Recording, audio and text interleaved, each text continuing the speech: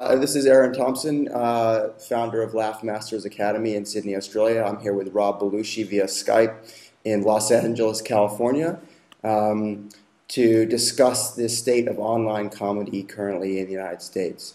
So, Rob, tell us a little bit about your background in comedy and any relevant experience you might have in terms of what's happening in the online space these days.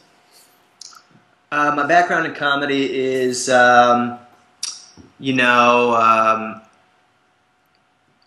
trained in Chicago like a lot of people. I trained at places like IO Theater, Annoyance Theater, run by Mick Napier, the Second City, the conservatory there. After which I worked my way up the Second City ranks to be a member of the resident company in Las Vegas, the touring company. I understudied the main stage.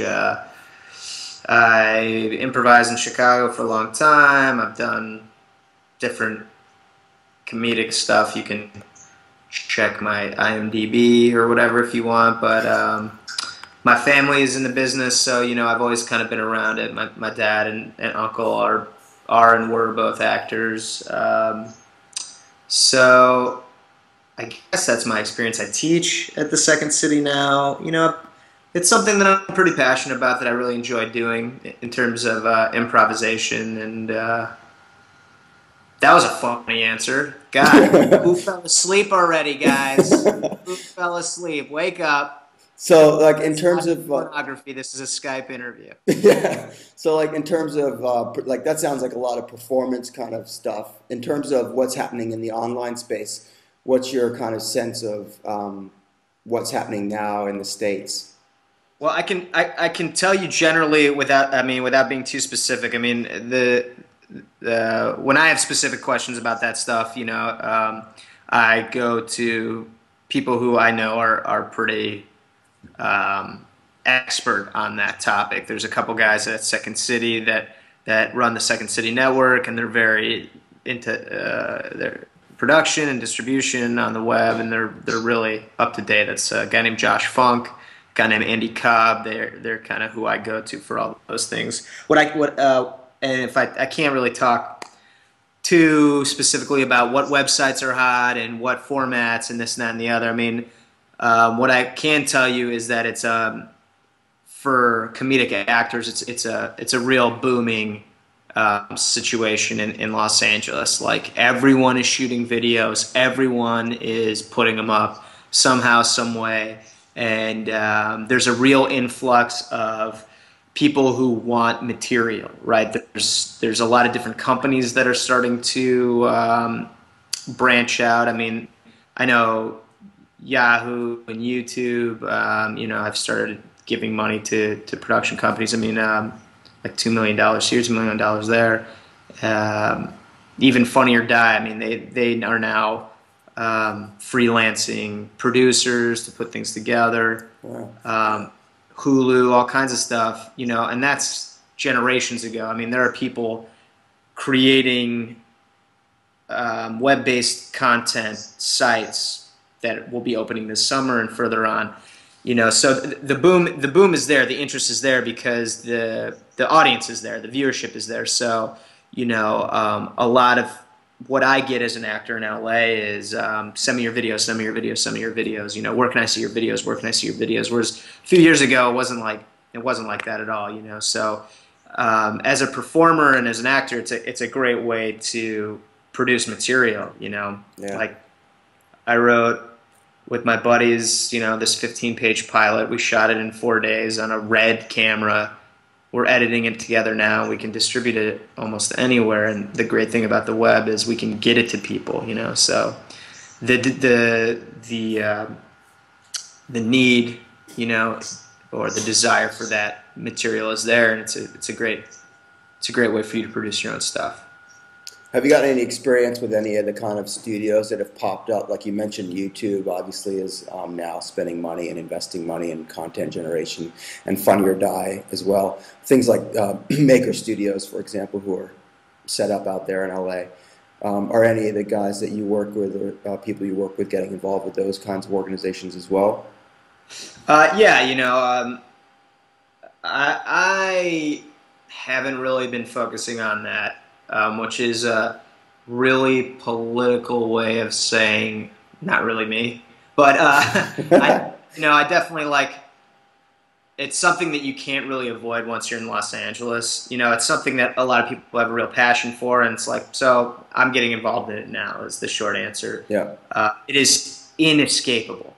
But in terms of friends, yeah, I've got a buddy who produces for Funny or Die. I've got tons of buddies who are constantly putting videos up, constantly with Funny or Die, and but I couldn't really tell you the nuts and bolts of getting that juicy production money to put your stuff together. Do you think the guys who are putting content up on sites, whether it's YouTube or Funny or Die or their own site, are doing that to kind of get noticed, to try and attract funding, sponsors? Or are they hoping that that's going to be a segue into a bigger paying television role, either as an actor or a writer? Or is it? And what do you think's driving that kind of move towards people just generating heaps of stuff and chucking it on the web?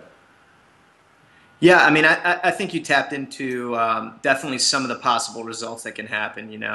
I know some people have gotten looked at by agents or managers for sure on like the smallest level, and all the way up to they've had ideas or concepts optioned, with like proof of concept type pieces, like pilot presentation, that kind of stuff, all the way to getting staffed as writers. I think where it comes from is you don't know what's going to happen.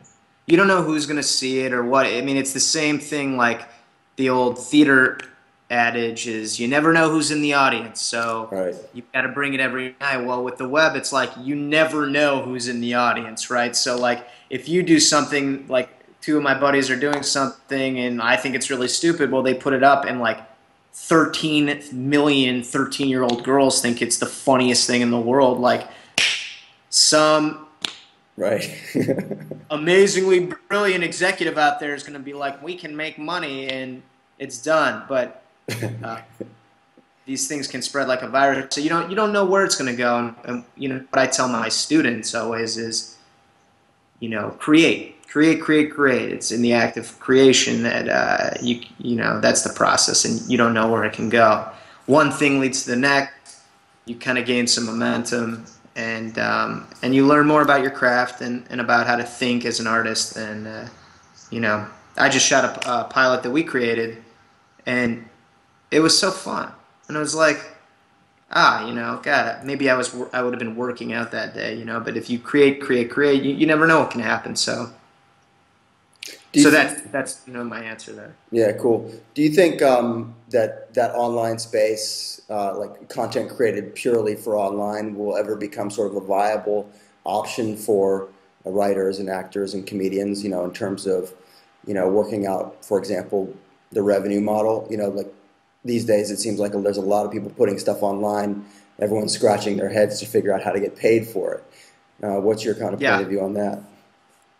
Well, some people have been really successful with it. I mean, one example just from Second City would be Brian Gallivan with his like sassy gay friend stuff. I think Mio Water, whatever, optioned it, and he made like 25 videos for Mio, that water stuff, and that water. Do you have Mio down under? It's like you put it in water. It's a flavored water in a tube. It's this disgusting product, but whatever. They bought this character that he did, which he did on the main stage in Second City years ago when I was just a host there, and he shot a video. It's hilarious, and so they're the corporate sponsor. I know Kraft bought some other videos, Second City. So there are corporate sponsors out there trying to get, a kind of web model to go with. So yeah, there's money to be made. It's like with new media and like the SAG contracts and stuff. It's all really dicey. So it's just like the TV and film business. Like, yeah, there's jobs out there. Getting to be seen by the people that you need to be seen by is always the hardest path to take. But there's definitely dollars, and people want to throw them more and more at the internet because that's where the general larger audience is for cheaper advertising dollar. Yeah, sure. So, you're talking about people putting more and more money into online content, and you mentioned earlier YouTube is obviously created a lot of buzz around its brand for investing millions and millions of dollars into content. How do you see comedy fitting into that YouTube offering? Well, I think comedy is like the most feasible web-based content there is, because you get them in bits. Like you can do a 4-minute video that has a beginning, middle, and end with a lot of laughs, without developing tons of character and just kind of hitting structurally some great comedy. It's not like it's a lot harder to develop like a half-an-hour web-based cop drama. You know what I'm saying? Yeah, like, yeah. It's hard enough to do that in a half an hour anyway, but like to get someone to get the money, like I can shoot something with my, jerk off friends in my courtyard with my cats and get some laughs out of it if you're funny and you do it the right way, and you can do it for cheap, Especially so with I cats. think, go ahead. Especially with cats. Oh, all of my stuff has cats. Okay, my cats too. Yeah. They're amazing.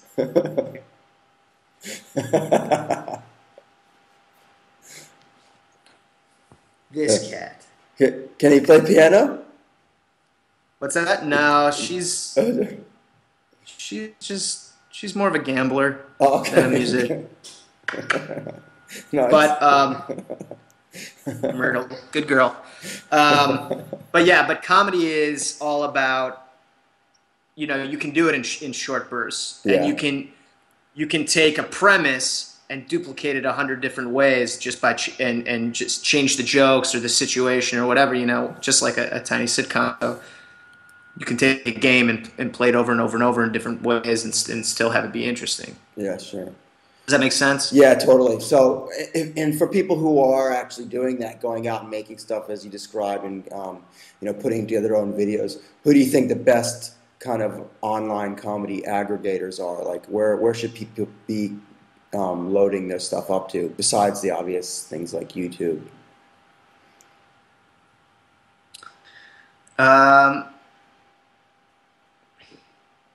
I don't know if I'm. Yeah, I mean, I don't know. I don't know if I would be the person to speak on that knowingly. Like, I see a lot of stuff on Funny or Die. That's still kind of like the sort of tone of comedic programming for me. But like what my buddies do is they'll have their deal and they'll put it on YouTube. So if you know someone, they'll have like 30 episodes, right? Like my friend Megan Grano has like this Sabrina Fox being sexy while pregnant, right? So if you bump that in, you'll see all her episodes, but you got to know where to go. Right. So it's all about getting the vision, getting the exposure wherever you go with it. Yeah, sure. But I don't want to. I don't know what I'm talking about really on that angle. Like, who's the funniest? I pretty much watch CIA shows because I'm a nerd. Well, being a nerd, maybe you can tell us if you have any sort of advice for Australian actors or comedians specifically in terms of how they might use the web or social media in boosting their careers. From what you've seen there in LA, are there any sort of obvious steps people should be taking? It seems like they don't need any help, man. There's like swarms of Australians out here, like these gorgeous, handsome, amazing actor, like amazingly talented Australian guys. I'm like, my God, aren't any of you under 6 feet tall? Like, jeez. Yeah, I mean, it's clearly a pretty a lot of talent comes from down there. I mean, just from my experience alone, I mean, tons of, God, they're killing me. man. They're killing me. It's like another Australian.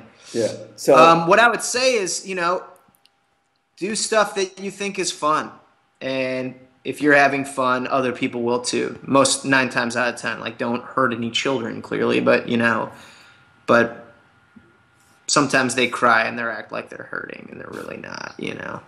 I'm kidding. No, I mean, like I say to my students, really, put stuff out there, produce, create material. The more material you create, the more the better you're going to get at it. The more streamlined your visions will be. And it'll get out there. Yeah, cool. And sound like an asshole. No. And last question: have you seen any of the shows that have been coming out of Australia, like Shooter Williams or My Chani, Trent from Punchy, Italian Spider-Man, or of course the C and Baracha show? You familiar with any of those? I haven't, but I'm going to look them up right now. Yeah. Okay. Cool. All right. Well, thanks. Like I said, I'm not the barometer of web-based, comedy. Like, this guy's never seen that. Like, I haven't seen Seinfeld, so. Right. All right. Well, we'll end this interview now. You can go Google Seinfeld, and I'll thank you for your time, and we look forward to having you come down to teach at Laugh Masters Academy later in the year. I can't wait to come, man. It's been a pleasure. All right. Thanks, Rob. Thank you.